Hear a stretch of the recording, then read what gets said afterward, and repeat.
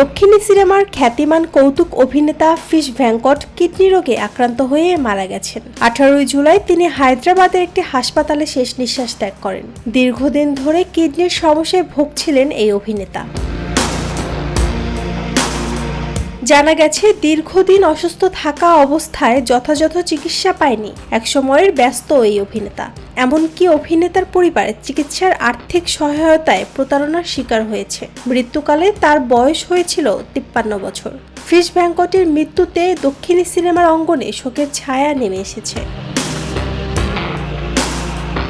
Fish Venkat নামে জনপ্রিয় হলেও তার আসল নাম ছিল ভেঙ্কটরাজ। কিছুদিন আগেই তার কিডনির সমস্যা বেশি বেড়ে যাওয়ায় তাকে হায়দ্রাবাদের হাসপাতালে ভর্তি করা হয়।